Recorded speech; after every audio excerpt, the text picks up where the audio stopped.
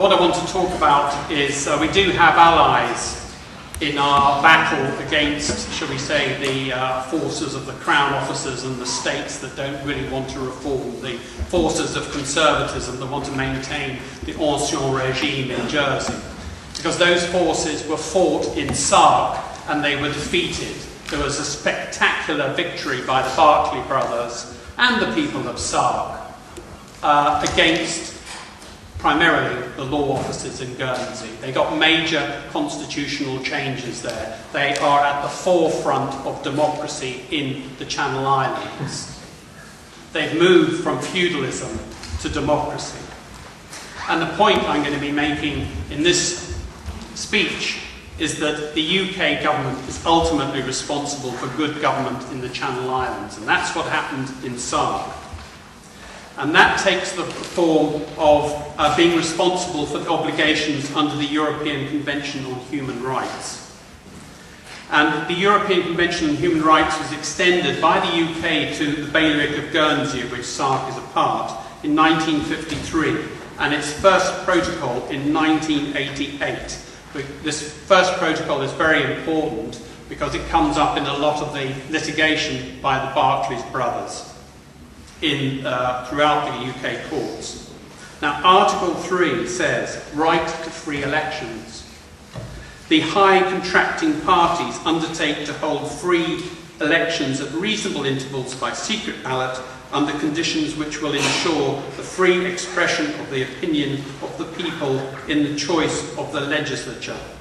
Note those words, the high contracting parties undertake.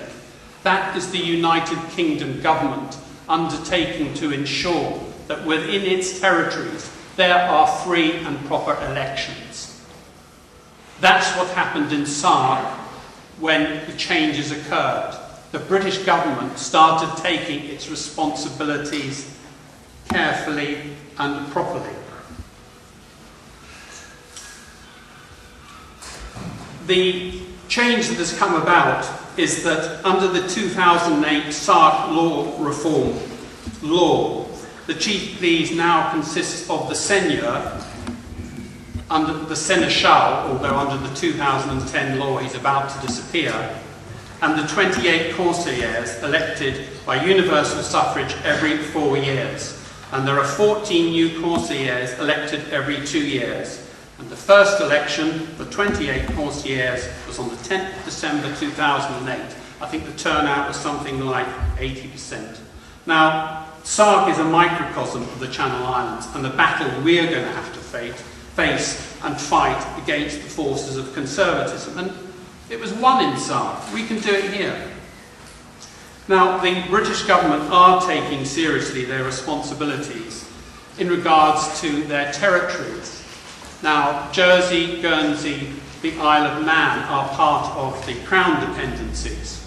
But there are other territories. They're called the overseas territories. That's the sort of last remnants of the old empire of colonial possessions that are still in the possession of Britain. And the British government has recently issued a white paper called the Overseas Territories Security, Success and Sustainability.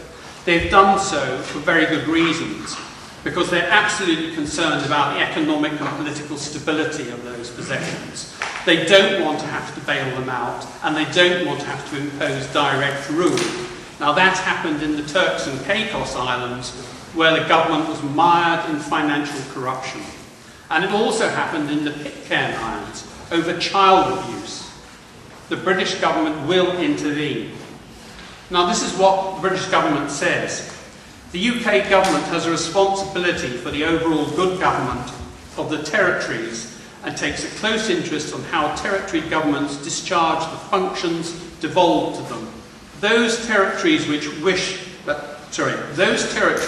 choose to remain British should abide by the same basic standards of good government as in the UK. And they continue, the UK government is responsible in international law for ensuring that the territories comply with international human rights conventions, that have been extended to them. We expect territories to take action, including legislating where necessary in any areas of disparity to reach full compliance.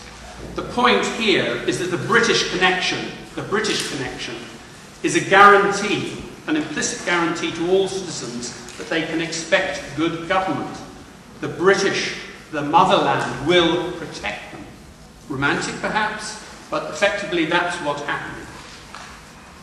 Now, in relation to Sark, the point is that modernity often comes in strange ways. And the modernity for Sark has been the Berkeley brothers, these rather enigmatic, multi-billionaire tax exiles living on their little Breccu. They're also tenants of Sark, they do own land there. But they, through a war of attrition, through lobbying of the UK government, through actions in the High Court all the way through to the Supreme Court, have taken Sark into the 21st century.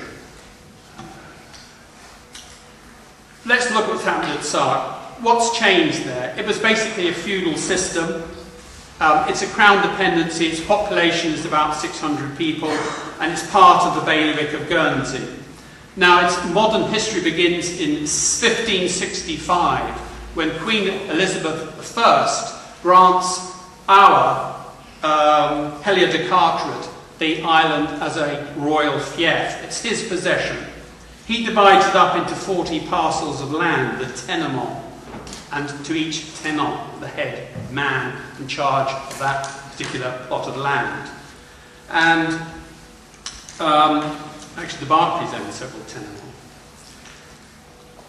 So that's the beginning of the structure of that island. And there also is an important date, which is 1675, when the Seneschal is created. Now, he's the chief judge. That was his function. But he also ends up in the chief pleas, which is Sark's legislature, the equivalent of our states. And we've got there the dual role, which we'll come to. Until 2008, under that Sark law reform, the chief pleas was basically made up of the unelected landowners.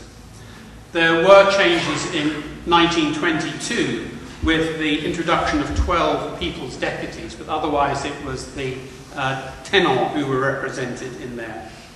And then there was another reform in 1951, and we've got the structure of the states then. It's the Seigneur, the Seneschal, who's the ex officio president, like the Speaker, the tenant, and the 12 people's deputies elected triennially. And both the Seigneur and the Seneschal had the right to vote in chief pleas. They also participated in the various committees that ran the island. Reform really, I think, began after 1999. It's the pressing and pressure of the Berkeleys for change. And if you want to see the process, here's just a little insight. This is taken from some of the reports, law reports. In March 2006, the chief pleas voted to reform, which would have provided a legislature consisting of 16 tenants elected by the tenant and 16 deputies elected by the rest of the population. Very democratic. No, it wasn't, said the Secretary of State at the time, Lord Faulkner, and he threw it out. He said, we're not having that. So off they went, and they tried again. In April 2007, they came back with a proposal for a new law, which would, they would have the tenant elected by universal suffrage. Democratic? No. The Secretary of State then, Jack Straw, raised these objections. The composition of the legislature was not consistent with modern democratic principles. The role of the Seneschal, that's the judge, in Sark's sole court, and as President of the Chief Pleas, might cast doubt about judicial impartiality. Sounding familiar about the role of our bailiff? And the role of the Seigneur and his membership of the Chief Pleas and his wider functions sat uneasily with democratic principles. Eventually, in 2008, the Chief Pleas approved a new version of the law, and that's pretty much what's in force at the moment.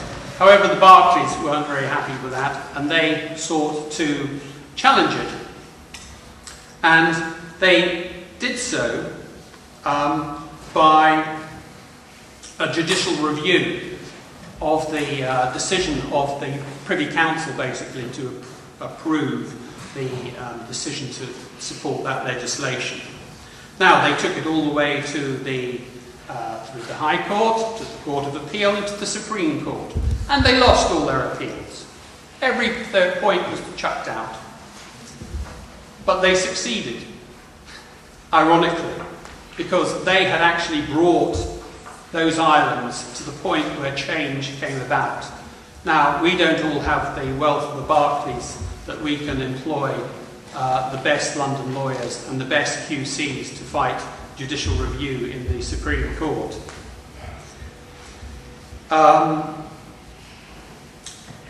But there was, their success carried on because in midsummer 2010, the Chief Pleas approved a new piece of law, and that was the separation of the dual roles of the Seneschal as the judge and president in the Chief Pleas. In 2014, those roles will separate. That's a major precedent for us. He says, round up, please. Constitutional history is difficult, it's complex, and I knew I was going to have, I'd have to take you with me, and I hope I've actually explained some of the issues. If I'm going to sum up, it's going to be this, that the British government has ultimate responsibility for overseeing what happens in these islands. It's got a duty to ensure there is good government for the peoples. And one of the processes will be that all laws produced by this government, by the island of Jersey, and particularly any legislation that comes out in terms of reform of the state, is compliant with the European court judgments and is compliant with the Convention. That's to our advantage. Now, you can actually put in petitions to the Privy Council, and they do work. I'm sure there will be petitions against the legislation which comes out of the states if it's for reform, if it's not compliant with the European Convention, if it doesn't give us what we want, which is a modern democratic government. So I would say the British government is not our enemy, as some would like to say. That those who dream of independence is because they actually fear democracy. That's what it is. So let us not be those who are critical of the British. They will and they can help us to achieve democracy. But that's no cop-out for us. The actual struggle rests with us to try and achieve real change. We shouldn't let up. Thank you very much. Thank you very much.